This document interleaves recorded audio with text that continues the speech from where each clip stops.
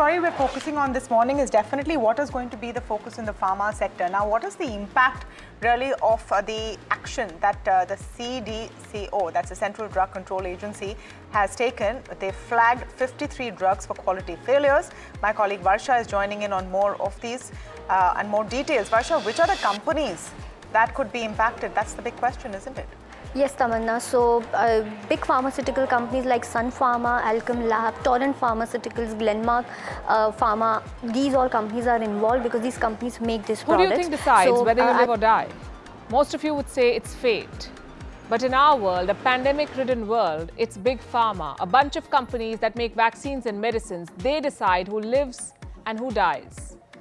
And that makes them dangerously powerful. The makers of Dolo have been accused of bribing doctors. That's what India's tax authority says. This is a very serious charge. It raises a much broader problem, the problem of pharma corruption. In February this year, 50 neurologists were found guilty of accepting sponsored trips from a pharma company. And now we have the case of Dolo. And call it what you will, but I don't find this surprising. It's something that's been very openly and obviously been happening in front of our very eyes, and we chose to ignore. We know that doctors prescribe medicines. Thank you so much, Amulya ji, for joining for Let's Talk Show.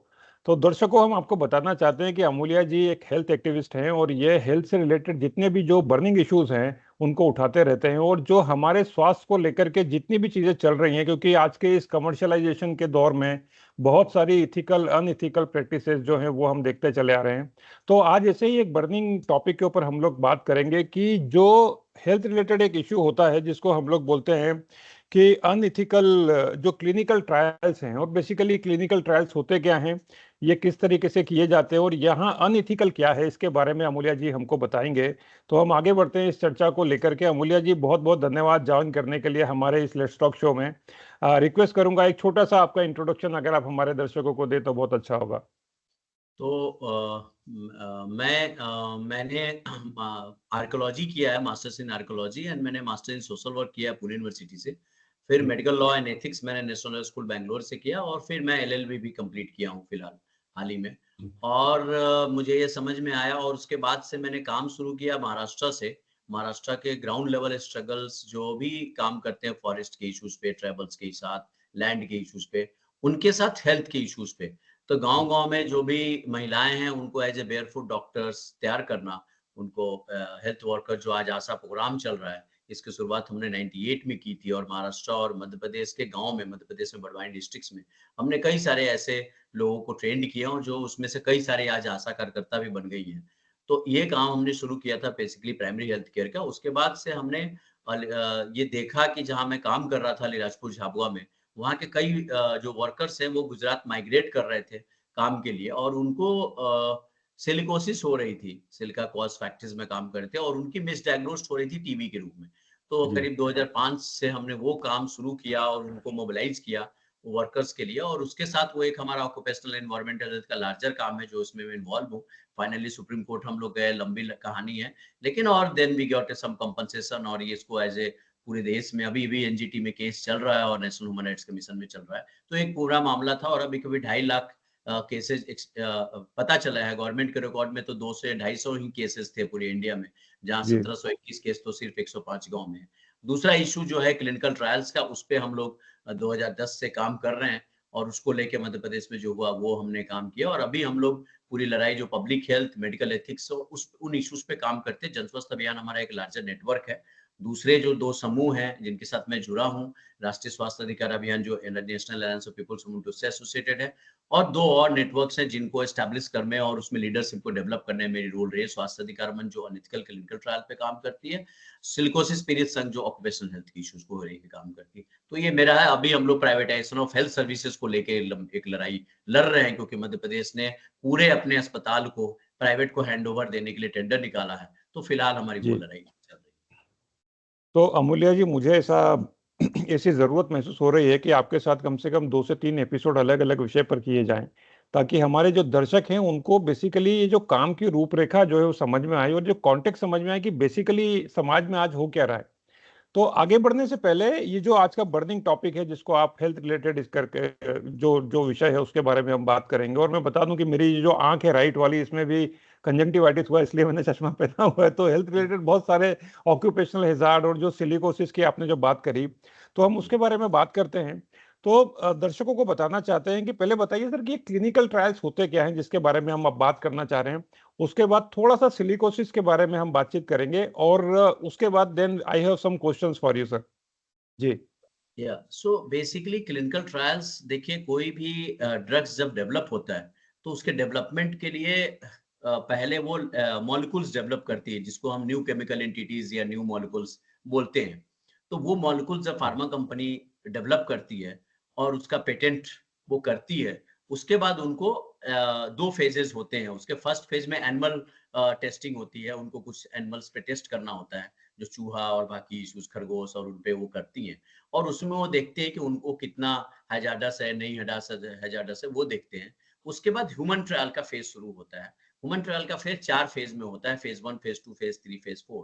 Phase 1 जो है वो basically बहुत कम चुनिंदा लोगों के समूह पे किया जाता है, जिसमें देखा जाता है कि वो एक्चुअली जो ट्रायल है, जो मॉलिक्यूल्स है, वो जहरीला है, नहीं है, ह्यूमन्स पे कितना इफेक्ट कर रहा, नहीं कर रहा है। उसके बाद फेज 2, वो ट्रायल्स ज्यादातर डेवलप कंट्रीज में होती है, क्योंकि वो उसका एक पूरा प्रोटोकॉल्स है और उसमें लार्जर कंपनसेशन और सारा चीज देना पड़ता है। दूसरा फेज 2 ट्रायल्स होता है, जो ज्यादा बड़े समूह में, करीब सैकड़ों के समूह में लोगों पे किया जाता है, और उसके लार्जर दुष्परिणाम और इफेक्ट्स और अलग अलग मल्टीपल इफेक्ट्स देखे जाते हैं।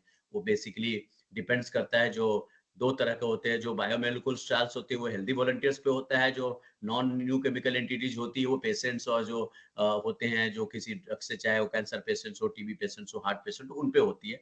फिर फेज 3 ट्रायल होता है, जो करीब जहाँ सैकड़ों में फेज 2 होती है, वो हजारों में होती है। और फेज 3 ट्रायल एक लार्जर लार्जर ज्यादा उस पे होती है। जैसे आपने कोविड के समय में भी देखा था, जब वैक्सीन की ट्रायल्स हो रही थी, तो उस समय भी वो एक्सपेरिमेंट पे ही था और उस समय कई लोगों से कंसेंट ली जाती है। उसके बाद वो फेज 4 में जाता है, जिसको हम लोग प्री मार्केटिंग ट्रायल्स भी बोलते हैं। तो मोटे तौर पे ये 4 फेजेस में होती हैं, और ये अलग-अलग इसका जब होने के बाद उसकी जो पूरी मोनोपोली होती है उस ड्रग्स की या जो भी है, वो पेटेंट होता है, और उसका मार्केटिंग, और वो उस कंट्री में जहाँ डेवलप होती है वो पूरा एक ड्रग कंट्रोलर्स होते हैं, एफडीए होती है, सीडीएसओ होते हैं, जो पूरी इसकी मॉनिटरिंग करते हैं। तो इसमें फार्मा कंपनी इन्वॉल्व होती है, इसमें कॉन्ट्रैक्ट रिसर्च ऑर्गेनाइजेशंस इन्वॉल्व होते हैं, इसमें क्लिनिकल ट्रायल सब्जेक्ट है जिनके ऊपर उनका सबसे अहम मुद्दा है, वो इन्वॉल्व होते हैं। मेडिकल डॉक्टर्स जो रिसर्चर जो बन जाते हैं, डॉक्टर्स बिकम ए रिसर्चर, उनका भूमिका होती है। और उसके बाद ड्रग कंट्रोलर की पूरी लार्जर भूमिका होती है। तो ये एथिक्स कमिटीज है, उनकी भूमिका होती है कि because they have to actually monitor the trial.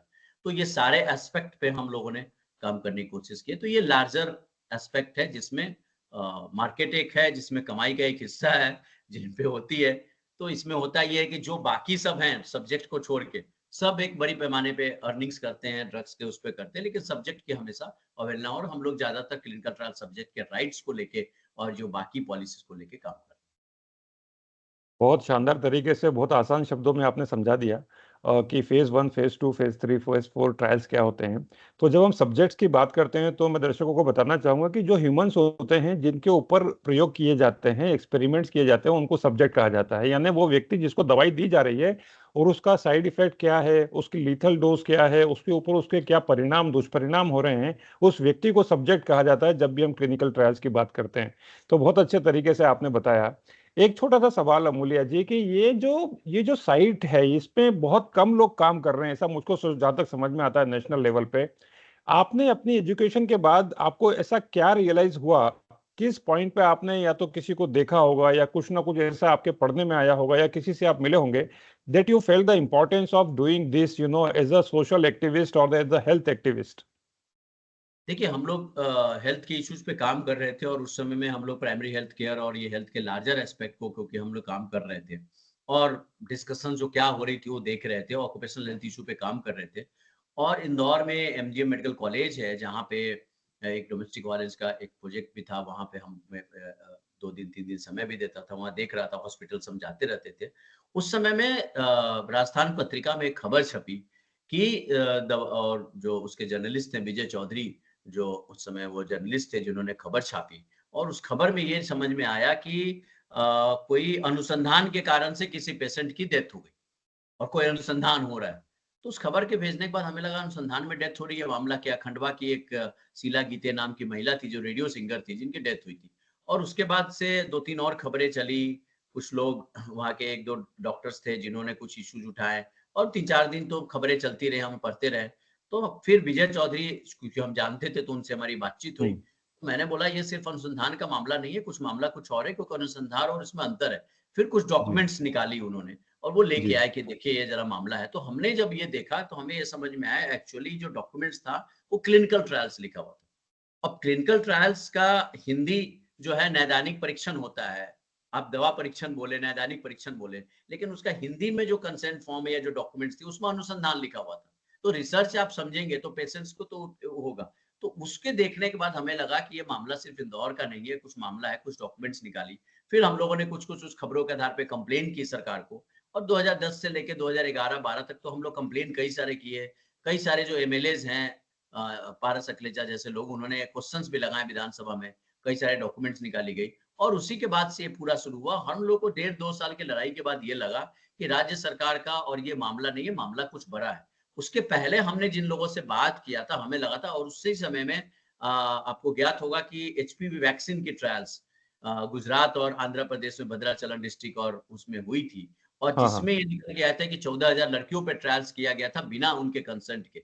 उनके हम्म, पेरेंट्स के हॉस्टल के वार्डन ने कंसेंट दिया था जिसमें कि 7 लड़कियों को उसकी डेथ्स भी हुई थी, एडवर्स रिएक्शंस भी हुए थे बड़े पैमाने पे। तो ये खबरें भी जी उस समय चली थी। तो इसको लेके ही हमने देखा कि ये पूरा मामला जो था, ये टेक्स्ट बुक में था। ये मेडिकल के टेक्स्ट बुक में या जो so called public health experts है उनके रिसर्च में चलता था, बट पब्लिक हम्म डोमेन में नहीं था। और आप देखेंगे कि तब हम लोगों को लगा कि ये पब्लिक को तो पता होना चाहिए जिनके साथ होगा। और उसके बाद हम लोग कुछ सब्जेक्ट से मिले। जी इंदौर के एक सब्जेक्ट थे श्री कृष्ण गहलोत जिनकी डेथ हो गई, जो टेलर हम्म, मास्टर थे। उनके ऊपर ओह ट्रैक्टर हुआ था, उनका लड़का ऑटो ड्राइवर था। हम उनके घर गए हमसे मिलने और हमें ये लगा कि यार उन्होंने मुँह से गाली दिया कि इन्होंने जो है बोले जा तू घर में मर जा, ऐसा शब्द डॉक्टर ने यूज़ किए। उसके उनको ओह इस बात का दुःख था। तो हमें लगा कि हमने उनको आश्वासन दिया कि आपकी लड़ाई हम लड़ेंगे जब तक आपको न्याय नहीं मिलेगा। तो ये कमिटमेंट श्री कृष्ण गहलोत जी की उनकी मौत हो गई। उस समय में हमने ये लिया था कि हम करेंगे और उसी समय में हमने ये किताब एक निकाली थी, दर्शकों के लिए मैं बताऊँ। ये हाँ हाँ ट्रायल उपनिवेशवाद का एक नया अस्त्र, ये हमने हम्म किताब निकाला और ये लार्जर ऑडियंस को दिखाने के लिए कि किस तरीके से जो है ये इंसान जो है चूहा बन रहा है जानवरों के लिए और गिनी पिग वर्ड यूज़ किया था। ये पार्लियामेंट्री कमिटी ने वर्ड यूज़ किया। तो वहाँ से ये मामला हमने पूरा शुरू किया, फिर हम लोग सुप्रीम कोर्ट गए। जी बहुत बढ़िया बहुत शानदार अच्छे तरीके से आपने समझाया कि ये कॉज बेसिकली जो रीजन है ये क्यों आपने ये मुद्दा लिया आ, थोड़ा सा अमूल्य जी ये इसका जो बैकग्राउंड है थोड़ा अगर आप बताना चाहेंगे हमको कि इंडिया एज अ कंट्री हम थर्ड कंट्री में गिने जाते हैं हम लोग विकासशील देश हैं उसकी श्रेणी में आते हैं तो ये जो जितने भी अप्रूवल्स होते हैं चाहे आप जो जो मेडिकल पैरामीटर्स अगर आप ले लें हाइपरटेंशन के पैरामीटर्स ले लें डायबिटीज के पैरामीटर्स ले लें या किसी भी ये जो क्रॉनिक इलनेस या डिजीज के पैरामीटर ले लें उस पर फार्मास्यूटिकल कंपनीज जो ये ट्रायल्स में जो पैसा ये लोग लगाते हैं और इनका लगाने का जो ऑब्जेक्टिव एक उद्देश्य होता है कि आने वाले टाइम में ये बहुत अच्छा पैसा उससे कमा सकें जब तक कि वो पेटेंटेड फॉर्म में वो ड्रग होती है तो क्या इंटरनेशनल लेवल पे इसका क्या क्या ओवरऑल पैराडाइम है या किस तरीके से ये देखा जाता है भारत के परिप्रेक्ष्य में ये कितना किस तरीके से कितना कितना विस्तार पूर्वक है और इसको बेसिकली अभी हम बात करेंगे और ज्यादा कि इसको नियंत्रित करने के लिए क्या जो जो हमारे यहाँ जो कमिटीज हैं जो ड्रग कंट्रोलर जो कमिटीज हैं जो जो और भी जो मेडिकल से रिलेटेड जो कमिटीज हैं उनका क्या उत्तरदायित्व होना चाहिए गवर्नमेंट की क्या रिस्पॉन्सिबिलिटीज होना चाहिए तो थोड़ा सा इस पे थोड़ा सा प्रकाश डालिए थोड़ी सी देर के लिए कि भारत और विश्व का परिदृश्य इस पर बारे में क्या है देखिए, जो पूरा मामला ये पूरा था इंडिया में ड्रग एंड कॉस्मेटिक एक्ट 1940 का बना हुआ है। 1945 में रूल्स बना उसका। 2005 में और तब से ये ड्रग था। इंडिया में 2005 तक फेज़ लैग था कि कोई मॉलिक्यूल अगर समझिए फेज़ 1 कहीं हो गया, उसकी फाइंडिंग्स आएगी तो इंडिया में फेज़ 1 होगा। या फेज़ 2 किसी कंट्री में हो गया, अगर समझिए किसी कंट्री ने फाइज़र कंपनी है यूएस में उसने कोई मॉलिक्यूल डेवलप किया और उसका टेस्टिंग फेज़ 1, फेज़ 2 कर दिया, तो फेज़ 2 के रिजल्ट आने के बाद इंडिया में उस पे ट्रायल्स होती थी उसके रिजल्ट आने के बाद। That is called phase lag. 2005 में जब सरकार बहुत सारे प्रोग्रेसिव लॉ ला रही थी, राइट टू इंफॉर्मेशन लॉ ला रही थी, नरेगा ला रहा था, सब ला रही थी, उसी समय में सरकार ने शेड्यूल वाई जो है, जो ड्रग एंड कॉस्मेटिक उसका अमेंडमेंट कर दिया। और अमेंडमेंट में एक ही अमेंडमेंट किया जो हमारी मूल लड़ाई चल रही है कि फेज लैग वाज रिमूव्ड। तो जैसे फेज लैग रिमूव्ड हुआ, इंडिया में कंकरेंट ट्रायल्स शुरू हो गए। तो जितनी बड़ी फार्मा कंपनी 2-2.5 हजार करोड़ का पूरा ये मार्केट था उस समय में, और वो क्या हुआ कि उन्होंने सारा फेज लैग रिमूव करके इंडिया में उन्होंने ट्रायल शुरू कर दी बड़े पैमाने पे। क्योंकि जो इंपॉर्टेंट बात ये है, देखिए जब ट्रायल्स करना है, trials means what, you are giving your body, entire body. अभी ये सिर्फ ऑर्गन की बात नहीं है, आप अपनी बॉडी सौंप रहे हो किसी डॉक्टर्स को। जब पेशेंट हॉस्पिटल में जाता है तो सब्जेक्ट बन जाता है, डॉक्टर्स जो हैं वो रिसर्चर बदल जाते हैं, तो राइट्स बदल जाती है, रिस्पॉन्सिबिलिटी बदल जाती है। लेकिन पेशेंट तो समझता है वही डॉक्टर साहब है, हमसे कोई साइन करा लिया। तो डॉक्टर क्या बोलते हैं कि अरे आपको अमेरिका की दवाई आ रही है, आपको हम देंगे, कोई कैंसर पेशेंट है उसको आप ये बोलेंगे। तो होता ये था कि जो शेड्यूल वाई अमेंडमेंट हुआ तो उसमें 5 चीजें हुई। पहली बात हुआ कि एथिक्स कमेटी, कि एथिक्स कमेटी होगा, एथिक्स कमेटी को अप्रूव होगा, इंस्टीट्यूशन में होगा और वो काम करेगा। दूसरा था कि कंसेंट, आपको पेशेंट का, सब्जेक्ट का कंसेंट लेना पड़ेगा। तीसरा था कि then you have to provide a compensation. Then fourth was there should be a drug controller office, DCGI, जिनका काम था कि क्लिनिकल ट्रायल अप्रूव करेंगे। और पांचवा था कि इंस्टीट्यूशन, कि किस इंस्टीट्यूशंस में हो रहा है। समझिए कि अगर एमजीएम मेडिकल कॉलेज में हो रहा है तो वो ट्रायल एमजीएम मेडिकल कॉलेज का साइन होना चाहिए, और उसमें एक क्लिनिकल ट्रायल एग्रीमेंट होती है। So the agreement between the Pfizer pharma company और कॉन्ट्रैक्ट रिसर्च ऑर्गेनाइजेशन जो फार्मा कंपनी बनाती है उनके बीच में और इंस्टीट्यूशन में होना चाहिए। तो ये एक रूल था, और उसमें डॉक्टर्स जो हैं, जो इन्वेस्टिगेटर्स हैं, उनका उसमें सारा प्रोटोकॉल, पैसा वैसा सब दिया जाता था। तो ये तो नियम बन गया। लेकिन हुआ ये कि 2005 से लेकर 2010 तक, 10-11 तक, 12 तक मैं बोलूंगा, इंडिया में बहुत सारे ट्रायल्स हुए जिसमें एथिक्स कमेटी फेक बन गई, फेक एथिक्स कमेटी। समझिए कि इंदौर में क्लिनिकल ट्रायल अप्रूव हो रहा है, नैतिक एथिक्स कमेटी अहमदाबाद में है, 7 मेंबर का पता नहीं, उनका एड्रेस पता नहीं, फर्जी बन गया। 7 आदमी कोई भी बन गया, उन्होंने करा। लॉ क्या बोलता है, एथिक्स कमेटी बनाना, उन्होंने बना दिया। कंसेंट 15 पेज का इंग्लिश का कंसेंट फॉर्म है, हिंदी में 1 पेज का कंसेंट है। आपने बोल दिया ओके मैं सहमत हूं, मेरा कोई डाटा नहीं दिया जाएगा, एवरीथिंग इज कॉन्फिडेंशियल। तीसरा क्या था, compensation, there was no law for compensation till 2012। 30 जनवरी 2013 तक इंडिया में कंपनसेशन का लॉ ही सरकार ने नहीं बनाई, जब clinical trial phase lag remove किया। आप सोचिए 2005 से 2012 तक जिनकी डेथ हुई है उनका भी वही डिस्कशन कोर्ट में मैटर चल रहा है। चौथी बात थी कि ड्रग कंट्रोलर पूरी तरीके से करप्शन में इन्वॉल्व थे। और पार्लियामेंट्री कमेटी जो बनी, पार्लियामेंट्री कमेटी की रिपोर्ट में आया कि there is a nexus between the pharma company, doctors and the drug controller, and they are doing this entire clinical trial rackets. So ये स्थिति थी। फिर आप अगर देखेंगे जो एग्रीमेंट्स होता था, तो क्लिनिकल ट्रायल एग्रीमेंट होता था कि डॉक्टर्स के बीच में और फार्मा कंपनी की हो गई। अगर एथिक्स कमेटी एग्रीमेंट हो रहा है इंस्टीट्यूशन के बीच में, तो डीन साइन कर रहे हैं, लेकिन पैसा जा रहा है इन्वेस्टिगेटर के पास। तो हॉस्पिटल, जो गवर्नमेंट हॉस्पिटल थे, वो एज ए डेस्टिनेशन यूज हो रहे हैं, उनकी इक्विपमेंट्स यूज हो रही है, लेकिन पैसा जा रहा है डॉक्टर्स को। तो ये हमने कई जगह ये सारा प्रोसेस को इंस्टीट्यूशनलाइज किया, और इन सारे को लेके हम फिर 2012 में हम सुप्रीम कोर्ट गए। और सुप्रीम कोर्ट में जाने के बाद हमने जो पूरे एक एक चीज पे हमने 3 एस्पेक्ट पे काम किया। एक तो हमने काम किया कि भाई पहले तो ये लॉ बना, तो सुप्रीम कोर्ट में झगड़ा करने के बाद लॉ बना 30 जनवरी 2013 को कंपनसेशन का। अब जो 2005 से 2013 तक 12 तक जो डेथ हुई थी, एंड ये पूरा चीज कॉन्फिडेंशियल चल रहा था। 2009 में पहली बार WHO के रिकमेंडेशन पे क्लिनिकल ट्रायल रजिस्ट्री इंडिया बनाया गया। वेबसाइट बनाएगी कि कोई भी क्लिनिकल ट्रायल होगा, यू कैन सी कि कौन कर रहा है। यहाँ तो पता ही नहीं कौन डॉक्टर कर रहा है, क्योंकि डेथ होती थी जब पेशेंट की, तो उस समय सारा उसके सबूत हटा दिए जाते थे। और कोई एवरीथिंग हुआ। और सिर्फ 2022 डेथ राज्यसभा क्वेश्चन लगी थी, इसमें 22 डेथ बताया गया, तो 2005 से 2012 तक। तो हमारे पास चैलेंज ये था कि इंफॉर्मेशन निकालें, हमारे पास चैलेंज था कि ये सारे लॉ चेंज करवाएं, ग्राउंड लेवल पे लोगों को रोकें और ये सारे रैकेट को एक्सपोज करें। तो हमने कोर्ट के थ्रू 2013 से जो हमने किया, एथिक्स कमेटी को हमने बोला कि इंस्टीट्यूशनलाइज एथिक्स कमेटी किया जाए और registration of ethics committee compulsory किया जाए। ये हमारे सुप्रीम कोर्ट के ऑर्डर के बाद, स्वास्थ्य अधिकार मंच के पिटीशन के बाद इंस्टीट्यूशनलाइज एथिक्स कमेटी बनी है। 3 साल के लिए रजिस्ट्रेशन करना है, रजिस्ट्रेशन आपकी कैंसिल हो। कॉन्फ्लिक्ट ऑफ इंटरेस्ट था, 5 लोग एथिक्स कमेटी बना ली, एक डॉक्टर दूसरे का अप्रूव कर रहा है, वो कमरे से बाहर जा रहा है, दूसरे का दे रहा है। फिर हमने कंसेंट को बोला कि भाई कंसेंट जो है, जो पढ़े लिखे पेशेंट नहीं है, अनपढ़ है, वो तो पढ़ ही नहीं सकते। तो वीडियो रिकॉर्डिंग कंपलसरी की गई सुप्रीम कोर्ट के रिकमेंडेशन पे। वीडियो रिकॉर्डिंग और 5 साल तक आपको प्रिजर्व करना है। और लोकल लैंग्वेज में अगर मलयालम, तेलुगु, जो भी लैंग्वेज में जो जानता है उसमें ट्रांसलेट करना पड़ेगा, पूरा कंसेंट फॉर्म ट्रांसलेशन करना पड़ेगा। तो ये सुप्रीम कोर्ट के ऑर्डर्स हुआ। डीसीजीआई चूंकि इन्वॉल्व थे, तो डीसीजीआई के लिए सुप्रीम कोर्ट ने एक गाइडलाइंस डेवलप कर दी, एपेक्स कमेटी बना दिया, डीसीजीआई के रोल को सुप्रीम कोर्ट ने हटा दिया और बोला कि सेक्रेटरी मिनिस्ट्री ऑफ हेल्थ जो है वो पूरे क्लिनिकल ट्रायल को देखेगी। और उसके बाद ये हुआ कि क्लिनिकल ट्रायल को एक एपेक्स कमेटी बनाई गई, 3 टायर कमेटी बनाई गई मॉनिटरिंग के लिए, सुप्रीम कोर्ट के रिकमेंडेशंस पे हुआ। और सुप्रीम कोर्ट ने कहा apex committee will be headed by the secretary ministry of health. फिर उसके अंदर टेक्निकल कमेटी बनाई, फिर उसके अंदर जो है different advisory subject expert committee बनाएगी। तो 3 लेयर बनाए गए कि कोई भी ट्रायल पहले सब्जेक्ट के पास जाएगा, फिर टेक्निकल के पास जाएगा, फिर एथिक्स कमेटी के पास जाएगा, ड्रग कंट्रोलर उसके पास होंगे। तो ये लेवल बनाई गई।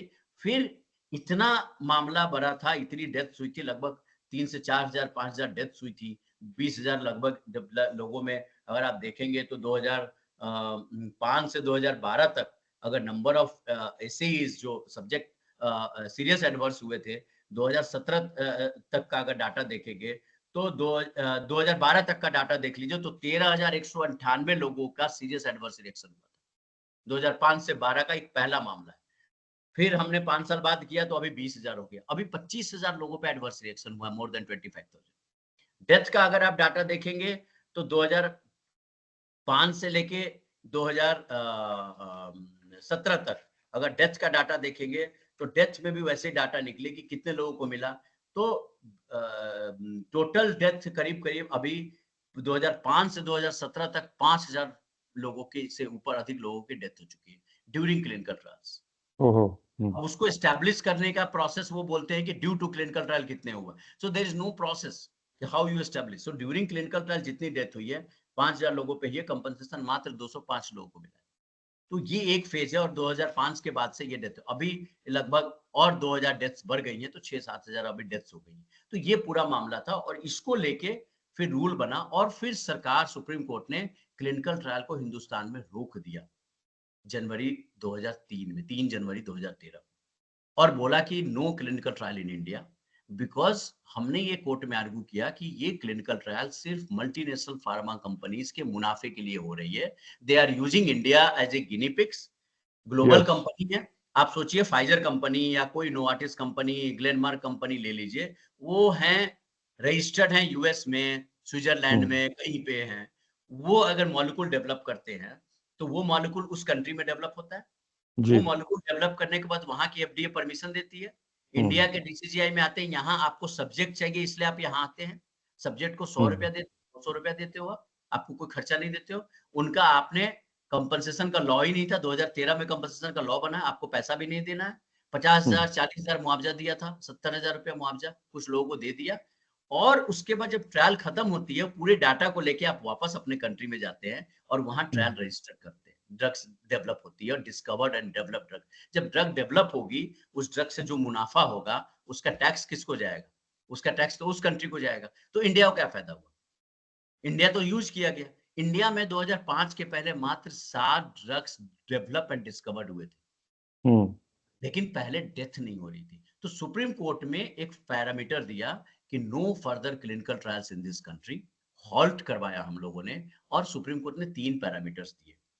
रिस्क बेनिफिट एनालिसिस किया जाएगा, unmet medical need of the country. India में अगर कालाजार ज्यादा है तो आप कालाजार पे ट्रीटमेंट करो ना। आप ऐसे पे न्यूरोलॉजिकल डिजीज पे कर रहे हो जो इंडिया में कम है, यूएस में ज्यादा है, उनकी ट्रायल आप कर रहे हो इंडिया में। आप इंडिया में टीबी पे क्लिनिकल ट्रायल करिए। तो दूसरा था unmet medical of the need of the country. दूसरा था इनोवेशंस वर्सेस एग्जिस्टिंग थेरेपी। तो जो इनोवेशंस करो, अगर आप फीवर के लिए दवाई है तो नया फीवर के लिए और दवाई क्यों जरूरत है? आप नया ड्रग डेवलप करो, नया क्या उसमें कर रहे हो? तो innovations versus existing therapy, unmet medical need of the country, risk benefit analysis कि कितने रिस्क है। आप जो ट्रायल्स में अगर किसी जगह पे रिस्क हो गया, कहीं डेथ हो गई, तो यहाँ आप नहीं कर सकते उस पर। तो रिस्क बेनिफिट एनालिसिस के लिए 3 पैरामीटर दिया। कोई भी क्लिनिकल ट्रायल अप्रूवल होगा, secretary ministry of health apex committee को तीनों पैरामीटर में हर ट्रायल को चेक करना पड़ेगा। उसके बाद से एक दिन में 163 ट्रायल अप्रूव कर दिया था। ये हमने डाटा रिकॉर्ड किया था, क्योंकि वहां तो ये चलता था, आप जाइए, आप बैग लेके जाइए, अप्रूवल कराइए। तो वो पूरा एक मॉनिटरिंग मैकेनिज्म नहीं था, ड्रग इंस्पेक्टर्स नहीं थे, क्लिनिकल ट्रायल साइट्स की इंस्पेक्शन नहीं होती थी। 2017 या 18 में जयपुर में ग्लेनमार्क कंपनी ने क्लिनिकल ट्रायल किया। वहां चूरू डिस्ट्रिक्ट के कुछ मजदूरों को बुलाया वहां के हॉस्पिटल में, और वहां आके बोला कि आपको हम हॉस्पिटल में काम के लिए ले जा रहे हैं, 500 रुपया दिहाड़ी मिलेगी। वहां ले गए उनको, और वो उन पे जाके जो मजदूर वर्ग के थे, दलित फैमिली के लोग थे, उन पे ट्रायल कर दिया। तो ट्रायल करके वहां से एक को, किसी को पता चला कि यार इंजेक्शन दे रहा है, वो बेहोश टाइप का हो रहा है, उसको समझ नहीं रहा है। लोग वहां से भाग के रोड पे आ गए और लोग हल्ला किया, मीडिया को पता चला तो खबर पता चली। उसके बाद हम लोग गए तो पता चला, फिर हम बहुत प्रेशराइज हुआ। हम लोग चूरू गांव में गए, लोगों से बात किया, कंप्लेंट्स की। उसके बाद एक इंस्पेक्शन हुआ, इंस्पेक्शन में पाया गया, आप सोचिए कि 2 पेशेंट का एक ही नंबर पे 2 आईडी जनरेट हुआ था, उस पर ट्रायल में दिखाया गया था। तो ओह। आप अनएथिकल प्रैक्टिस कर रहे हैं ना पूरा ये। तो ऐसे कई उदाहरण हैं, पूना के हमारे पास केसेस हैं, इंदौर के हमारे पास केसेस हैं, भोपाल गैस विक्टिम्स पे ट्रायल्स हुई है, 22 लोगों की डेथ हुई है भोपाल में, तो डबल वर्नरेबल पॉपुलेशन पे हुआ है। हमारे पास हैदराबाद के केसेस हैं, कई सारे। फिर विक्टिम्स को हमने मोबिलाइज किया, ड्रग ट्रायल पीड़ित संघ हमने बनाई है, और विक्टिम्स को हमने बोला you have to empower for your rights. और ये पब्लिक डोमेन में हमने पैम्पलेट्स, पोस्टर, क्योंकि ये इशू सिर्फ मेडिकल टेक्स्ट बुक का नहीं है, ये पब्लिक डोमेन का इशू है। तो ये पूरा आप सोचिए कि एक तरीके से रायता फैला हुआ था सारे चीज को। कुछ चीजें हुई और फाइनली 2019 में drug and clinical trial rules 2019 को ड्राफ्ट करना पड़ा सुप्रीम कोर्ट के ऑर्डर पे। हम लोगों से सजेशन मांगा गया, हम लोगों ने पूरी अपनी ड्राफ्टिंग सजेशन दी है। उसमें से सरकार ने 50 to 60% माना है। अभी भी हमारी लड़ाई बाकी है, क्योंकि कई सारे हमारे कंपोनेंट नहीं माने हैं। फॉर एग्जाम्पल, रिक्रूटमेंट प्रोसेस पे क्लैरिटी नहीं। आप किसी सब्जेक्ट को रिक्रूट करेंगे तो कैसे करेंगे? यूएस में तो ऐड दिया जाता है, ऐड देके लोग आते हैं। यहाँ तो आप बिना ऐड के कर रहे हो। तो रिक्रूटमेंट प्रोसेस है या बाकी कंपनसेशन के जो गाइडलाइंस है, उस पर क्लैरिटी नहीं है। How to you discom with that? तो उसमें सर्टेन एस्पेक्ट जो हमारा कोर्ट में अभी भी पेंडिंग है, बहुत सारे इश्यूज हैं। तो जिसपे हम लोग बेसिकली अभी कोर्ट में अभी लड़ाई चल रही है हमारी, फिर से अभी हियरिंग थी। तो ये सारा एस्पेक्ट पे कुछ चीजें कोर्ट के कारण से ये पूरी चीज में ये सुधार हुआ है, मतलब एटलीस्ट लॉ हुआ है। कोर्ट ने कहा कि पहले हम ट्रायल को ठीक करते हैं, फिर जो लोग के कंपनसेशन है उस एस्पेक्ट पे हम आए। तो ये एक बहुत लार्ज शानदार है। जी जी। एक बहुत इंपॉर्टेंट चीज है, because I have been into the pharmaceutical, I come from pharmaceutical, very strong background. जब भी हम क्लिनिकल ट्रायल्स डॉक्टर्स को बताते हैं, तो वहां पर सब्जेक्ट एक बहुत इंपॉर्टेंट क्राइटेरिया होता है। And how many subject it has been done, the clinical trial phase 4 phase 3 की जब हम बात करते हैं, तो वहां पर ये जो सब्जेक्ट हैं जो इंडियन पॉपुलेशन को लोग यूज करते हैं, आपने बहुत अच्छा वर्ड यूज किया, गिनी पिग, राइट। तो ये बताइए अमूल्य जी, इंडिया में are we really very lenient? बहुत हम लोग बिल्कुल एकदम बिल्कुल कोई रूल्स रेगुलेशन नहीं है, नॉर्म्स नहीं है, as compare to the European country और अमेरिका की जब हम बात करें, यूएस एफडीए है, डीसीजीआई, क्या बहुत लीनियंट है? क्या गवर्नमेंट को वास्तव में इसके लिए और ज्यादा सख्त रूल, या हमारे यहाँ रूल ही नहीं है कुछ भी? जब कोई चीज हमारे संज्ञान में आती है, उसके बाद में हम सोचते हैं कि या ये आप जैसे लोग कुछ लेकर के आते हैं मुद्दों को, तब गवर्नमेंट जागती है और सोचती है कि इसके बारे में कुछ करना है। देखिए, 3 चीज है इसमें। एक चीज है लॉ, हम्म। दूसरा है लॉ का इन्फोर्समेंट एजेंसीज, जी। और तीसरी बात है कि जहां जो इम्प्लीमेंटेशन हो रहा है वहां के इश्यूज क्या है। तो जब आप लॉ बनाते हैं तो लॉ इतना स्ट्रांग होना चाहिए कि और लॉ के साथ साथ इन्फोर्समेंट एजेंसीज भी आपको साथ में रखनी चाहिए कि इन्फोर्समेंट कैसे होगा। जैसे कितने क्लिनिकल ट्रायल इंस्पेक्शन होना है, ये तो सीडीएसओ को करना है, central drug standard control organisation को। अब वो बोल रहे हैं हमारे पास ड्रग इंस्पेक्टर नहीं है। तो आपके पास अगर इंस्पेक्टर नहीं है तो इंस्पेक्शन कैसे करोगे? और तीसरी बात है अकाउंटेबिलिटी और ट्रांसपेरेंसी की। तो मेडिकल लॉ भी एथिक्स से जुड़ा हुआ है, यहाँ अनएथिकल प्रैक्टिस की। आप नहीं मानेंगे कि इंदौर के जो बेस्ट डॉक्टर थे, जिनका नाम है, जिन्होंने इकोनॉमिक ऑफेंस सिविंग की रिपोर्ट है मध्य प्रदेश सरकार की, जिसमें 6 डॉक्टर, डॉक्टर अपूर्व पुराणिक, डॉक्टर अनिल भरानी, डॉक्टर अशोक वाजपेयी जैसे लोग, पुष्पा वर्मा, है ना, हेमंत जैन, ये पीडियाट्रिशियन है, एक्सपर्ट्स ये लोग। ये जो 6 बड़े डॉक्टर्स हैं, इन लोगों ने बेसिकली 5 करोड़ से अधिक रुपए कमाए क्लिनिकल ट्रायल से। ये इकोनॉमिक ऑफेंस विंग की डिपार्टमेंट में इंक्वायरी चल रही है। कई सारे डॉक्टर्स हैं जिन्होंने इन्वॉल्व है, जो मोस्ट एथिकल डॉक्टर्स हैं ज्यादा इन्वॉल्व है। कई सारे अच्छे भी क्लिनिकल ट्रायल चल रहे हैं। हम लोगों पे आरोप लगा कि आप लोग जो है डेवलपमेंट के खिलाफ है। ओहो। हमारे पर फार्मा कंपनी ने भी आरोप लगाया, डॉक्टर्स ने भी आरोप लगाया, अच्छे डॉक्टर्स भी हैं कई सारे। हमने ये बोला कि भाई हम तो इसको सिर्फ साफ करना चाहते हैं। हम तो बोल रहे हैं क्लिनिकल ट्रायल डेवलपमेंट के लिए ज़रूरी है। We are not destruction, but हम बोल रहे हैं ठीक तो कर लो। अगर आप देखिए हम्म। कि जो इंडिया में 2005 से 12 तक जो चल रहा था, वो तो ऐसे ही चल रहा था। पूरी लीनिएंट थी, क्लिनिकल ट्रायल सब्जेक्ट के राइट्स मैटर ही नहीं करते थे। 2013 के बाद it is only due to clinical trials petition of the Supreme Court and Justice Lodha who was dealing this case, जिन्होंने हम्म। बहुत सारे ऐतिहासिक निर्णय दिए और पूरे ड्रग एंड कॉस्मेटिक एक्ट में अगर आप देखेंगे तो पूरे रूल जो चेंजेस हुए हैं, आज एथिक्स कमेटी की कुछ ट्रांसपेरेंसी आई है, ये कोर्ट में जाने के बाद आई।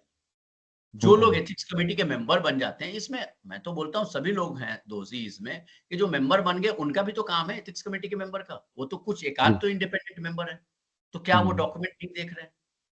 हम लोग तो एक्टिविस्ट है, इसलिए हमने एक मंच के थ्रू ये पूरा मामला उठाया। कई सारे लोग, हम लोग तो ठीक है, हम लोग मेडिकल डॉक्टर नहीं है, बट मेडिकल एथिक्स तो समझते हैं, रिसर्च तो समझते हैं, तो हम लोग को समझना पड़ा। हम लोग को हम्म। भी काफी प्रेशर गया, काफी लोग आए, दबाव आया काफी। हमने बोला हम अपने लिए लड़ाई तो लड़ नहीं रहे हैं, हम तो लोगों के लिए लड़ाई लड़ रहे हैं। तो इसमें और दूसरी बात इंपॉर्टेंट है कि अभी लॉ तो बना है, देखिए कुछ तो स्ट्रेंथ आया है, मैं ऐसा नहीं बोलूंगा आज बिल्कुल नहीं है।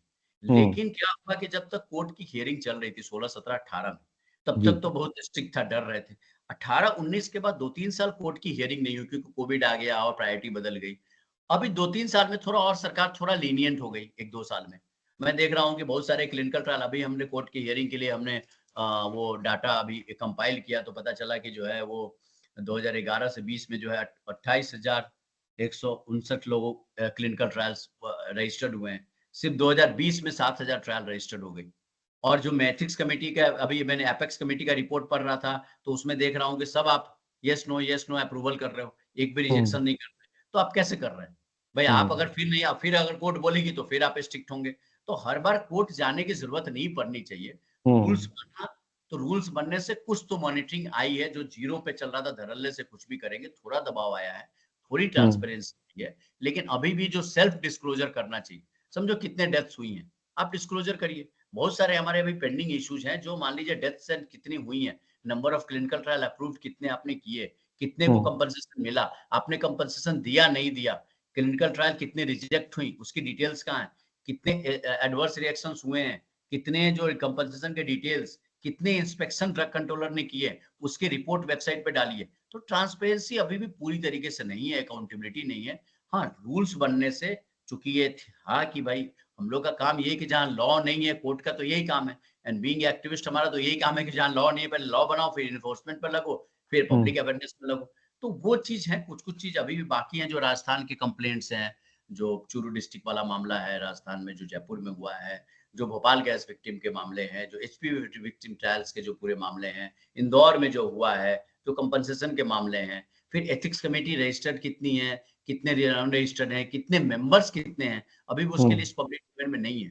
तो ये सब चीज ट्रांसपेरेंसी है, लेकिन कुछ कोर्ट में जाने के बाद मैं बोलूंगा कुछ कंट्रोल आया है, कुछ डर पैदा हुआ है। जी। वेरी गुड अमूल्य जी, बहुत शानदार काम कर रहे हैं आप, क्योंकि ऐसे विषयों के ऊपर पहली बात तो लोग ध्यान ही नहीं देते और आप ध्यान देने के बाद में लोगों के लिए एक वास्तव में कुछ करना चाहते हैं, ये बहुत ही ज्यादा this is something we should really appreciate.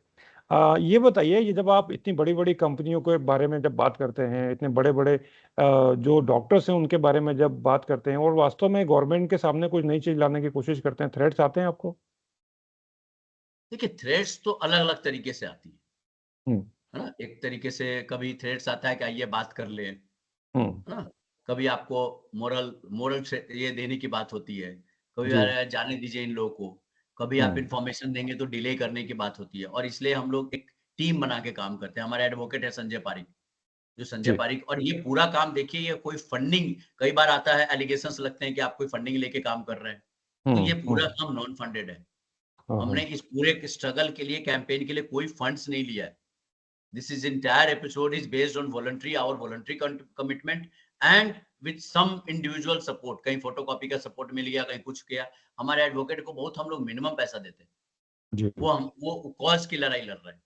तो ये कई बार चीज होता है जहां पे जरूरत होती है, और ये सारा चीज तो अलग अलग तरीके से आते हैं। कोई ऑफर करते हैं कि अरे आप तो हम्म। कोई प्रोजेक्ट ले लो, आप कोई प्रोजेक्ट ले लीजिए। फार्मा कंपनीज भी कई बार अलग अलग तरीके से कई डॉक्टर्स अलग तरीके से खबर भिजवाते हैं, या कभी अगर आप डिबेट में जाओ, डिस्कशन में जाओ तो डॉक्टर आपको सोचते हैं, फिर वो भी डिबेट्स होता है। इंदौर में कंसल्टेशन हुई, डॉक्टर ने बोला मैं बाद में बोलूंगा, मैंने बोला नहीं मैं बोलूंगा। तो वहां हम लोग बेबाकी से बात रखते हैं, दर्द का तो सवाल ही नहीं उठता है। तो इसलिए ये तो आते रहते हैं, लेकिन हम लोग का ये है कि चूंकि मिशन हम लोग का क्लियर है, हम लोग ट्रांसपेरेंट है, हमने कुछ नहीं किया। कई बार खबर छपती है कि आपने पैसा लिया, तो भैया मैं तो बोलता हूँ कि मैं तो अकाउंट सार्वजनिक कर दूं, आप देख लो हम कहाँ से ले रहे हैं पैसा और नहीं ले रहे हैं, क्योंकि ये ऐसा काम है जिसमें आप प्रोजेक्ट लेके नहीं चला सकते। कोई ऑर्गेनाइजेशंस हैं जो रिसर्च करती हैं, पैसा लेती हैं, हम लोग नहीं लेते।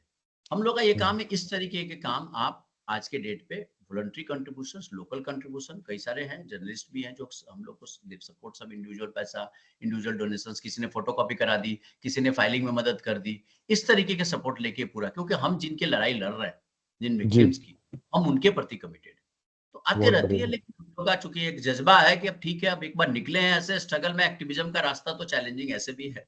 जी, बहुत बढ़िया। तो यहाँ पर 3-4 जो मेन इंपॉर्टेंट जो पोलराइजेशन वाली चीज़ें हैं, एक तरफ तो आईएमए है, Indian medical association. I think जितने भी डॉक्टर्स हैं, जो एटलीस्ट जो जितने क्वालिफाइड डॉक्टर्स हैं एमबीबीएस एंड अबव, उनकी सबकी रिस्पॉन्सिबिलिटी होती है कि आप पेशेंट के प्रति तो उत्तरदायित्व है ही है आपका, साथ ही साथ में आईएमए के लिए भी आप कमिटेड हैं। एक तरफ आईएमए है, दूसरी तरफ डीसीजीआई है जो कि बहुत बड़ी गवर्नमेंट की बॉडी है, और तीसरा एक तरफ ये फार्मा कंपनीज आती हैं।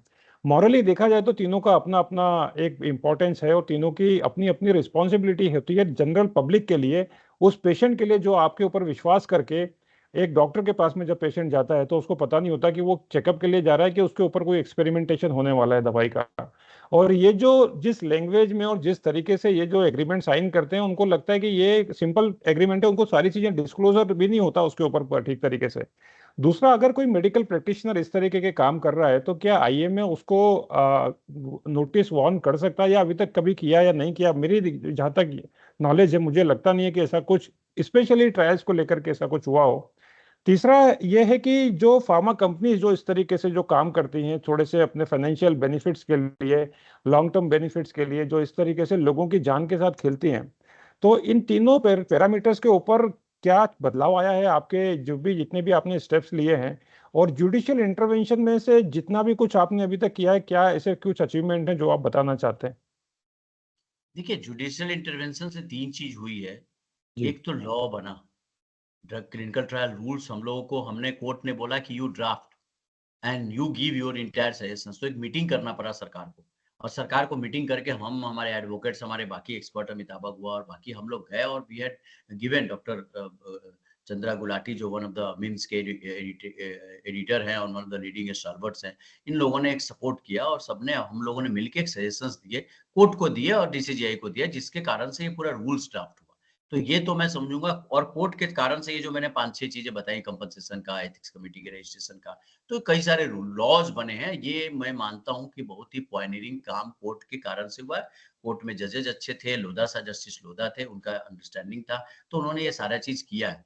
दूसरी बात ये है कि जो कई सारे चीजें हैं जो अभी भी बाकी है कोर्ट में, और जो हम कोर्ट से भी, क्योंकि 4 साल कोर्ट में भी हियरिंग नहीं हुई, अभी हियरिंग शुरू हुई है, तो हम एक्सपेक्ट कर रहे हैं कि जो हमारे पेंडिंग इश्यूज है, जो कंपनसेशन का अब मामला है, वो मामला तो अब सॉल्व करना पड़ेगा। तीसरा मामला है कि जो डॉक्टर्स पे एक्शन की बात है, क्योंकि देखिए डॉक्टर्स पे अगर आप एक्शन नहीं लेंगे, डिपार्टमेंट इंक्वायरी में अपने प्रूफ कर दिया, तो वो आपका कैसे होगा? तो सवाल ये है कि जो आईएमए और डीसीजीआई की आप बात कर रहे हैं, सरकार की बात कर रहे हैं, तो उसमें हमारा ये कहना है कि देखिए, आईएमए का तो एक बॉडी है जिसका काम है मेडिकल एथिक्स पे काम करना, अवेयरनेस करना और बाकी लोगों को जानकारी देना। तो जी। मैंने तो आईएमए का कोई क्लिनिकल ट्रायल पे पर्चा नहीं देखा हूँ अभी तक, मेरी जानकारी में नहीं, हो सकता आया होगा। बट मैं ये भी बोलूंगा, कई सारे there are good ethical doctors also. आज मध्य प्रदेश में प्राइवेटाइजेशन की लड़ाई, निजीकरण की लड़ाई, सरकार के जो डॉक्टर्स है, medical doctor association, teacher association, वो लड़ रहे हैं, वो फ्रंट में लड़ाई लड़ रहे हैं। खुद वो बोल रहे हैं मैं अपने लिए नहीं लड़ रहा हूँ, वो बोल रहे हैं हमें तो ठीक है, हमारी नौकरी, हमारा जो भी डीएफ है, पैसा तो है, लेकिन हम जनता की लड़ाई कर रहे हैं कि अगर सरकार निजी हॉस्पिटल अगर जाएगी, सरकारी हॉस्पिटल निजी हाथों में, तो उसे जनता का नुकसान होगा।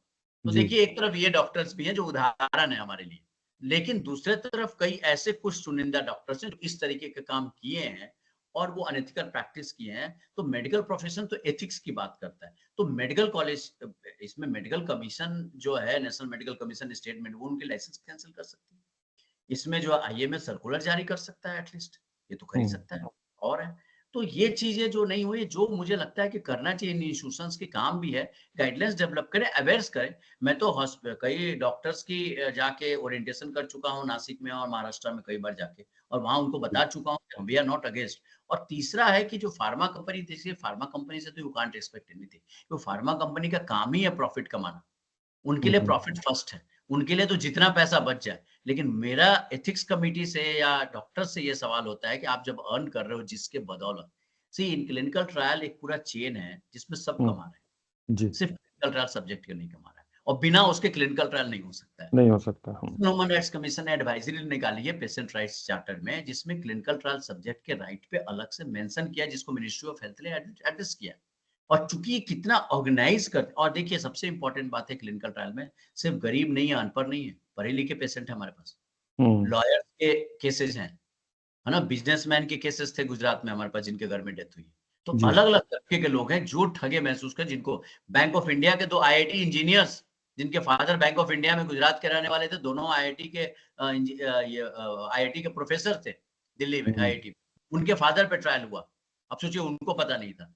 तो ये है डीसीजीआई पे, तो मैं ये कहूंगा कि थोड़ा कंट्रोल, जब चूंकि डीसीजीआई का रोल ही नहीं है अभी के लिए, आप सोचिए कि डीसीजीआई के लिए तो हास्यास्पद चीज है कि आपका रोल हटा दिया गया, तो इतने इस लेवल का उन्होंने किया होगा तो ही तो हुआ होगा। तो मॉनिटरिंग की जरूरत है, लेकिन अभी भी डीसीजीआई पे ज्यादा मॉनिटरिंग की जरूरत है, स्ट्रॉन्ग मॉनिटरिंग, और मिनिस्ट्री ऑफ हेल्थ की जिम्मेदारी है क्योंकि उनके अंडर में है। आज वो बोल रहे हैं कि अब तो डीसीजीआई एम्पावर हो गया, कर सकता है, लेकिन हम लोग कोर्ट में पुश कर रहे हैं कि मिनिस्ट्री ऑफ हेल्थ के अंडर ही होना चाहिए।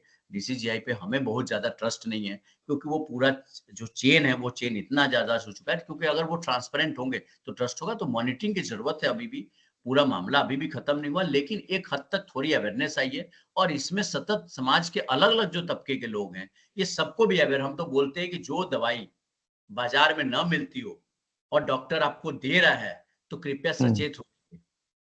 अगर वो सैंपल है तो उसमें लिखा रहेगा फिजिशियल सैंपल, कभी डॉक्टर अपने परिचितों को दे देते हैं, वो अलग बात है। लेकिन अगर वो दवाई डॉक्टर कोई दे रहा है जिसमें कुछ नहीं लिखा है, और वो डब्बे में दे रहा है, बोल रहा है ले लीजिए, और लेने के बाद कोई साइन आपसे करा रहा है, तो कृपया सचेत हो जाए कि क्लिनिकल ट्रायल हो सकता है।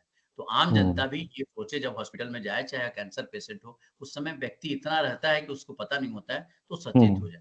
तो मुझे लगता है कि ये चीज है अभी भी बाकी है, लेकिन इसमें एक कांस्टेंट प्रोसेस है, लेकिन एक हद तक थोड़ा हुआ है। लेकिन और लॉ और उसमें कोर्ट की हियरिंग, इसलिए हमने कोर्ट को बोला है कि आप हियरिंग कंटिन्यू करें, ये बंद ना करें। तो थोड़ा सा डर वहीं से आता है, और पब्लिक प्रेशर भी हम लोग बोल रहे हैं, पब्लिक थोड़ा और ज्यादा अवेयर होगी। लेकिन इसमें ट्रांसपेरेंसी मैकेनिज्म सरकार को ज्यादा लानी पड़ेगी। आप पब्लिक डोमेन में डाल दीजिए, जिनको ट्रायल करवाना होगा खुद से चल के आएंगे। जिनको लगता है कि देश सेवा में मुझे ट्रायल करना है या फार्मा कंपनी के फायदे के लिए ट्रायल करना है, वो करें। और नहीं, उनको ये पता होगा कि मेरा इंश्योरेंस होना चाहिए, मेरा फुल बॉडी इंश्योरेंस होना चाहिए। तीसरी मामला बात है कि जो यूएस में जो कंपनसेशन मिलता है, अगर यूएस में किसी को 20 लाख मिल रहा है, तो इंडिया में उसको 2 लाख मिल रहा है। तो ये भी हमारी लड़ाई है, why not there is equality. US का सिटीजन अलग है और इंडिया का सिटीजन अलग तो नहीं है ना। इंडिया में वही कंपनी ने 70,000 दिया, वहां पे 3 लाख 30 लाख 35 लाख दिया। तो equal amount of compensation has to provided. तो ये भी फार्मा कंपनी का डिसोसिएशन है कि यहाँ पे तो उनको डर होता है, इनको लग रहा था कि कुछ भी कर लेंगे, थोड़ा डर पैदा हुआ उनके बीच में। जो कॉन्ट्रैक्ट रिसर्च ऑर्गेनाइजेशन है, हम लोग उनके रजिस्ट्रेशन की बात कर रहे हैं, बिकॉज अल्टीमेट रिस्पॉन्सिबिलिटी डेथ के बाद तो फार्मा कंपनी की। और सरकार आराम से, मुझे तो लगता है सरकार या तो डीसीजीआई डरती है फार्मा कंपनी से, सरकार सीधा फार्मा कंपनी को बोल सकती है कि तुम कमा रहे हो, कंपनसेशन तुम्हारी जिम्मेदारी है, तुम दो। तो आज 10% लोगों को क्यों दे रहे? 5,000 लोगों की डेथ हुई है, तो सरकार तो एक लाइन में लिख सकती है डीसीजीआई चिट्ठी, और सभी फार्मा कंपनी, उनके पास तो लिस्ट है, उनको बोल सकती है कंपनसेशन दो, 10 दिन में कंपनसेशन मिल जाए। सरकार या तो किसी प्रेशर पे है डीसीजीआई, इसलिए नहीं देती है। तो ये पैसा किसके देना है? स्पॉन्सरर को देना है। तो स्पॉन्सर कौन है? फार्मा कंपनी है। और वो इतना मुनाफा कमा रहे हैं, उनका भी आप देखो एथिक्स, इतना मुनाफा कमा रहे हैं, उसमें थोड़ा सा टुकड़ा पैसा दे दोगे तो क्या फर्क पड़ेगा? 5,000 ही तो देते हैं। They earns in crores, but they are not giving here. They सोच कि यहाँ हम पैसा बचा लें। वीडियो रिकॉर्डिंग हुआ था तो उन्होंने अपोज किया था कि कॉस्टली हो जाएगा हमारे लिए। आप सोचिए, वीडियो रिकॉर्डिंग आज के डेट पे कितना कॉस्टली है। आप सिंपल मोबाइल से कर सकते हैं रिकॉर्डिंग, बट उन्होंने कॉस्टली हो जाएगा, महंगी हो जाएगी। आप डॉक्टर्स को दे रहे हो तो नहीं हो रही। अब दवाई पे देखिए, आप तो पेटेंट, आप तो फार्मा में रहे हैं, पेटेंट का मामला देखिए कितनी दवाई का। हमने यही बोला, या तो जो दवाई इंडिया में क्लिनिकल ट्रायल हुई है, वो दवाई इंडिया में सस्ती मिलनी चाहिए। क्यों इंडिया में टैक्स फ्री आप करो, इंडिया में सस्ती करो दवाई, फार्मा कंपनी इंडिया में वो टैक्स ना ले, वहाँ दवाई सस्ती करो, उसका रेट रेगुलेट करे सरकार। जहाँ ज्यादा इंडियन सब्जेक्ट्स जो है, अगर इंडिया के ज्यादा सब्जेक्ट किसी क्लिनिकल ट्रायल इन्वॉल्व है, इंडिया में दवाई फ्री मिलनी चाहिए फिर। बहुत बढ़िया बात बता रहे हैं आप। डीपीसीयू के बाद में कुछ चेंजेस तो आए हैं। जो फार्मास्यूटिकल कंपनियों का एक चलन हुआ करता था कि आप डॉक्टर्स को दवा लिखने के लिए बहुत सारी चीजें देते थे, आप फॉरेन ट्रिप देते थे, आप उनको वो कैश भी, even many company used to give the cash also to the doctor, और बाकी जो डॉक्टर मांगते थे वो सारी चीजें आप देते, because you doctor has to write that prescription for the patient, and company की सेल होती थी। लेकिन अभी लास्ट के कुछ सालों में इसमें बहुत ज्यादा गवर्नमेंट ने सख्ती की है, और अब कंपनियां थोड़ी सी थोड़ी वार्न हो गई हैं, थोड़ी सचेत हो गई हैं कि हमको ये सारी चीजों में इन्वॉल्व नहीं होना है, अदरवाइज हमारा लाइसेंस जो है वो खत्म हो सकता है। तो ये तो थोड़ी सी चीजें हैं जो जो डीपीसीयू के बाद में प्राइस कंट्रोल हुआ, और इसीलिए आपने देखा होगा now the multinationals in India are shrinking, they are not getting that business, और जो बहुत सारी मल्टीनेशनल कंपनियां वाइंड अप करके भी जा चुकी हैं इंडिया से। लेकिन अब ये तो ठीक है, चले हो रहा है मामला अपनी जगह पर, लेकिन जो इंडियन कंपनीज हैं, जो इंडियन मल्टीनेशनल्स हैं, जो बड़े बड़े हाउसेज हैं, फार्मा कंपनीज हैं, उनको भी साथ ही साथ में ये जितने भी रूल्स रेगुलेशन गवर्नमेंट बना रही है, और चीजें जो स्ट्रिंजेंट होना चाहिए जो होंगी, उसका बहुत सही तरीके से। अब यहाँ प्रॉब्लम क्या होती है अमूल्य जी, कि हर चीज का कुछ ना कोई तोड़ लोग निकाल लेते हैं, है ना। लोगों को लगता है कि ये नियम बनाए तो इसमें कुछ ना कुछ लूप जरूर होगा, और वो जरूर होता है, और कंपनियां उसको फाइंड आउट करके कुछ ना कुछ गलत अलग तरीके से लोगों को ब्राइब देने की कोशिश करते हैं, लोगों को इस तरीके से करने की कोशिश करते हैं to get the maximum amount of business from the Indian population, है ना। तो ये सब चीजें हैं, ये पॉसिबली मुझे लगता है कि आने वाले समय में जैसे जैसे जो इस तरीके की जो आवाज जैसे आपका संगठन ये जो उठा रहा है, जिस तरीके के आप काम कर रहे हैं, ये पॉसिबिलिटी है कि आने वाले टाइम में हम लोगों का सिस्टम और प्रोसेस जो है थोड़ा सा सही होगा, हेल्दी होगा, और जो अनइथिकल प्रैक्टिस की जगह जो हम इथिकल जो रास्ता है उस तरफ हो सकता है कि बढ़ेंगे। तो any last message which you would like to convey please. या नहीं, जस्ट आपकी बातों से ही मैं जो जोड़ दूं, देखिए इसमें दो बात है इंपॉर्टेंट जो आपने बोली। एक तो एक और काम जो हम लोगों ने किया था कि जो आपने फॉरेन ट्रिप्स की बात की, मध्य प्रदेश के 21 डॉक्टर फॉरेन ट्रिप्स पे गए थे, जी उनकी लाइसेंस कैंसिल कराई हमने मेडिकल काउंसिल ऑफ इंडिया से, 21 डॉक्टर्स की 3 महीने के लिए। वो सब जबलपुर और ग्वालियर और इंदौर हाई कोर्ट में गए बाद में, लेकिन फिर भी 3 महीने के लाइसेंस कैंसिल हुआ, 6 मंथ का उनका पूरा मेडिकल काउंसिल, 4 साल लड़ाई चली। जी फॉरेन ट्रिप्स पे गए थे, फॉरेन पैसे से गए थे। मेडिकल काउंसिल 2012 का रूल आपको याद होगा, 2012 का रूल, तो you can't take any money, उस पे भी काफी अवेयरनेस हुआ, काफी अवान हुआ। दूसरी बात ये है कि हम ये मैसेज करते हैं कि देखिए जो इंडियन ड्रग रिसर्च है, सरकार को उस पे पैसा डालना चाहिए। इंडियन ड्रग इंडस्ट्रीज जो है उसको डेवलप करना चाहिए, इंडियन वैक्सीन इंडस्ट्रीज है उसको डेवलप करना चाहिए, उस पे पैसा लगाना चाहिए। और इंडियन कंपनीज जो है, चूंकि उसका फायदा ये हो, सरकार को टैक्स आएगा, इंडिया को बेनिफिट्स होगा, और उनपे आप मॉनिटरिंग ज्यादा आसानी से कर सकते हैं। आपको इंटरनेशनल रूल्स भी देखना पड़ता है ना। तो इंडियन ड्रग रिसर्च अगर डेवलप होगा, जो कि अपने आप में दुनिया में बहुत फेमस रहा है, इंडियन जेनरिक्स तो बहुत इंपॉर्टेंट चीज होती है। ये जो पूरा है, federation of medical device association ने तो सुप्रीम कोर्ट में केस भी लगाया, पब्लिक इंटरेस्ट लिटिगेशन भी लगाई है पूरे मार्केटिंग कोड के ऊपर, इस पे पूरे लेके। जी तो ये डेवलप होना चाहिए, ड्रग ज्यादा से ज्यादा इंडियन स्पेसिफिक डिजीज पे ड्रग्स डेवलप हो, रिसर्च इंडियन स्पेसिफिक हो, ज्यादा से ज्यादा उसका हो, और वहां पे सरकार पैसा लगाना चाहिए, रिसर्च कैपेसिटी डेवलप करना चाहिए, और उनको इंकरेज भी करना चाहिए। आप ये नहीं बोल सकते इंडियन दवाई है तो खराब होगा और बाहर की दवा कंपनी की दवाई है तो अच्छा होगा, क्योंकि मानी तो वो जो माइंडसेट बनाया गया, उस माइंडसेट को भी तोड़ने की जरूरत है। अच्छे डॉक्टर्स हैं, आज भी जेनरिक मेडिसिन लिखते हैं, या वो अच्छी क्वालिटी के भी डॉक्टर्स दवाई लिखते हैं। ये नहीं आप बोल सकते हैं, बहुत सारे लोगों ने एक्सपर्ट बोलते हैं कि इंडियन जेनरिक तो बेकार है, ये नहीं, देयर आर गुड। और सरकार ने इस पे ड्रग के पूरे इसमें आप देखिए कि जो रेट कंट्रोल है, दवाई सबसे बड़ा मुनाफा का बिजनेस है, तो इसकी जो प्राइसिंग का मामला जो है, सबसे मेन मामला तो प्राइसिंग पे आता है। तो पेटेंटिंग और प्राइसिंग, तो पेटेंट को जब तक आप पेटेंट में चेंजेस नहीं करेंगे, आप प्रोडक्ट पेशेंस लाइसेंस पेशेंस पे आप चेंजेस नहीं लाएंगे, और आपके उसके प्राइस पे कंट्रोल नहीं रहेंगे, और लार्जर आप जेनरिक वर्सेस ब्रांडेड के बीच में अवेयरनेस क्रिएट नहीं करेंगे लोगों को बीच में, ऐसा नहीं है। तो मुझे लगता है ये डेवलप करना चाहिए, और एक तरीके से ये जो पूरा मॉनिटरिंग है सेल्फ भी होना चाहिए कि हम at the end we are dealing with human beings and human patients। तो वहां तो एथिक्स का मामला, वहां तो सेंसिटिव होना चाहिए। हम लोग को भी काम करके ये लगता है कि यार क्या मतलब इनमें एथिक्स नहीं, तो क्या करें।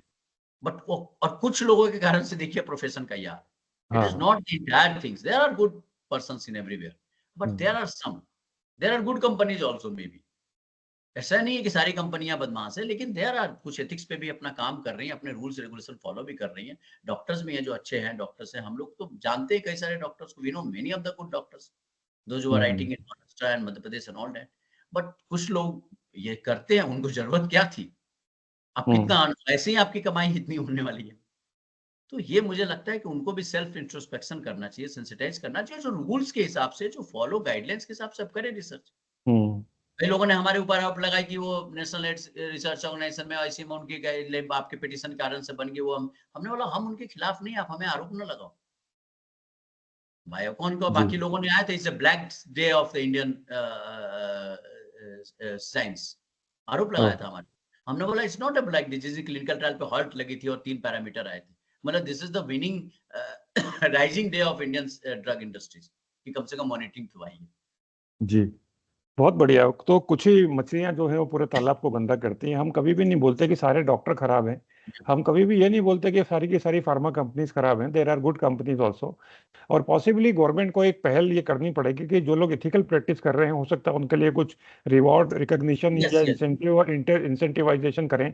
और ऐसी जो कंपनियां हैं जो बार बार नोटिस देने के बावजूद भी बाज नहीं आती, उनको तो पक्का यस रेप्रिमेंड उनका होना ही चाहिए, उनको सजा उसकी मिलनी ही चाहिए, ताकि हमारा देश जो कि एक बहुत बड़ा फार्मास्यूटिकल का export, biggest we are the biggest exporter of the pharmaceutical drugs to the world, तो हम लोग इस तरीके से काम कर पाए। बहुत बहुत धन्यवाद अमूल्य जी, जो आपने इतनी बढ़िया बढ़िया पॉइंट शेयर किए और जो एक्सपोज आपने किया जो चीज़ों को लेकर के, जो ट्रुथ एक्सपोज किया, मेरे ख्याल से वो लोगों के लिए बहुत ज़्यादा लाभदायक होगा, फायदे की चीज़ होगी।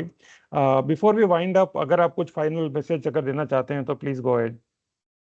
या बस I feel that the public, जो जी लोग जो भी हैं, जी उनको अवेयर होना चाहिए इस पूरे चीजों पे, और अपना ओन पर्सपेक्टिव डेवलप करना चाहिए, थॉट प्रोसेस होना चाहिए, नॉलेज होना चाहिए। और मुझे लगता है कि जो मेडिकल प्रोफेशंस है उनको सारा सेंसिटाइज, और मेडिकल सिर्फ प्रोफेशंस के रूप में नहीं, उसको एथिक्स के साथ डील करना चाहिए। If you deal without ethics, और अकाउंटेबल और ट्रांसफर होना चाहिए, अकाउंटेबल टू द सोसाइटी तो होना चाहिए, तो तभी ये पूरा चीज को रहेगा। और जो बेस्ट प्रैक्टिसेस हैं, आपने बिल्कुल सही कहा, हमें लगता है कि उनको इंकरेज करना चाहिए, जो लोग कर रहे हैं। और ज्यादा से ज्यादा साइंटिफिक जो डेवलपमेंट है, उसको हमें साइंटिफिक तरीके से और लीगलाइज तरीके से, जो प्रोटोकॉल को फॉलो करके करना चाहिए, और तभी होगा। और ये मामला तो हम लोगों ने कुछ उठा दिया, बट मुझे ऐसा लगता है कि ज्यादा से ज्यादा लोगों की जरूरत है आज, ज्यादा से ज्यादा लोग हैं, आप जैसे कई और ऐसे लोग हैं जो कंट्रीब्यूट कर सकते हैं सोसाइटी के लिए, मुझे लगता है करना चाहिए, चाहे वो किसी भी प्रोफेशन में हो। मुझे नहीं लगता कि किसी एक्सपर्टीज की जरूरत होती किसी इशू को उठाने के लिए। हमें भी 6 महीना लगा इस पूरे क्लिनिकल ट्रायल को समझने में। ऐसा नहीं है कि हमने भी कई सारे रीडिंग्स की, बट हमें समझ में आया कि ऐसा है। तो मुझे लगता है कि सबको एक प्ले करना चाहिए, क्योंकि ये बड़ा मामला, और हर स्टेट में मैं तो बोलता हूँ कि अगर ऐसे जो प्रैक्टिसेस पे अगर हर आदमी अवेयर हो और वो रिपोर्ट निकाले कि मेरे स्टेट में कितने ट्रायल चल रही है, कौन सा हॉस्पिटल में हो रहा है, क्या हो रहा है, तो मुझे लग रहा है वो भी एक महत्वपूर्ण काम होगा, जो हमारे अकेले का काम नहीं, क्योंकि हमारे पास एक लिमिटेड रिसोर्सेज है, उसमें हम जो बेस्ट कर सकते हैं। तो मुझे लगता है ज्यादा से ज्यादा लोग इंटरेस्ट होना चाहिए और इशू पे जानकारी देनी चाहिए। बहुत अच्छा लगा। आप फार्मास्यूटिकल वर्ल्ड को जानते नहीं है, इसके बावजूद भी आपने पूरी नॉलेज ली और उसके बाद ये पहल आपने करी, ये बहुत ज़्यादा प्रशंसा की बात है। और कोशिश करेंगे कि इस वीडियो को देखने के बाद बहुत सारे लोग इस बारे में जागरूक होंगे और इस तरीके के जो जो मिशन है उसको लेकर के आगे बढ़ेंगे। और हमारा जो फाइनल जो ऑब्जेक्टिव है कि लोगों को सही तरीके से सही चीज़ मिले, लोगों को सही स्वास्थ्य लाभ पहुंचे और भारत एक अच्छा, जिस तरीके से एथिकल प्रैक्टिस अनएथिकल से एथिकल की तरफ हम सब लोग मुड़े। बहुत बहुत धन्यवाद इस पॉडकास्ट को ज्वाइन करने के लिए। और मैं दर्शकों से बोलना चाहूँगा कि आप सब इस वीडियो को जितना शेयर कर सकते हैं करें, क्योंकि ये जानकारी बेसिकली पब्लिक डोमेन में बहुत कम आती है और इस तरीके के विषय पर तो मैंने शायद ही कोई इस तरीके का कोई पॉडकास्ट या इस तरीके की कोई शेयरिंग देखी हो। तो इस वीडियो को जितना ज़्यादा से ज़्यादा हो सकता है फैलाएं, लोगों के साथ शेयर करें, इस बारे में चर्चा करें, और जहाँ तक ये जो जितने भी जो डिसीजन मेकर्स हैं उन तक ये बात पहुँचे और वो सही डिसीजन लेने के लिए तैयार हों भविष्य के लिए। बहुत बहुत धन्यवाद अमूल्य जी, बहुत अच्छा लगा आपसे बात करके। Thank you so much for sharing everything. Yes, thank you. चलिए।